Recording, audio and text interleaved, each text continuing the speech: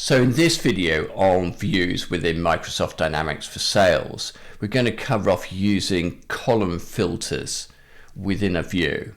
Now, we'll cover off the basics of it and also cover off where that sort of fits into the sort of search hierarchy within Microsoft Dynamics for Sales. Now, this is one in a series that we've done on views. You can see links to others in the series below.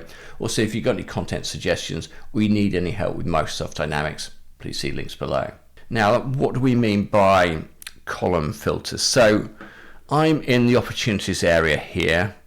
Now, what we're saying applies to all the different record types you can access, either from the side menu or indeed from the advanced find capability at the top here. When I look at a column, you can see any of these columns got a little down arrow to the right of it. So there's a menu there. So if I go to status, and we'll start with that one first, I'll click on the down arrow. And I can see I've got an option there called filter by.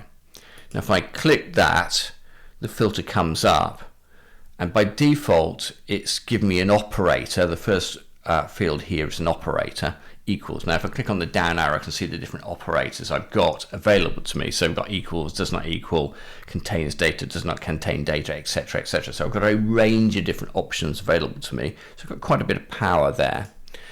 And then if I wish to, which I do want to filter, I can select a filter option. In this case, this is status is a pick list, so I've got the option of open, one lost. I could select more than one value here, by the way, but I'm going to select open.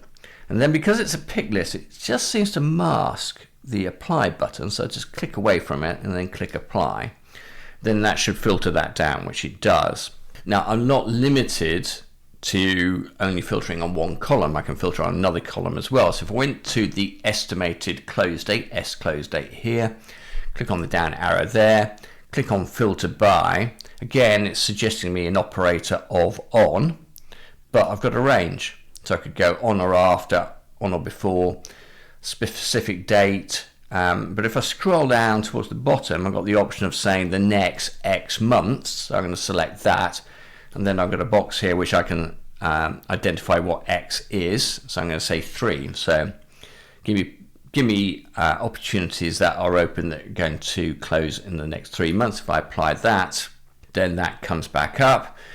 Now I've also got estimated revenue.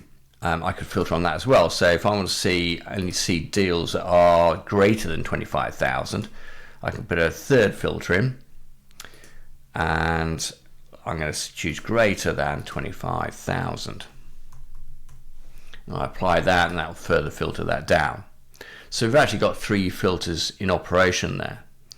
Now if I wanted to, if for example I wanted to do a search on a further field that wasn't in that view, I can add my edit columns, add columns, either from the opportunity record itself or from related records. I'll do a separate video on sort of adding and removing columns and go into a bit more detail in that.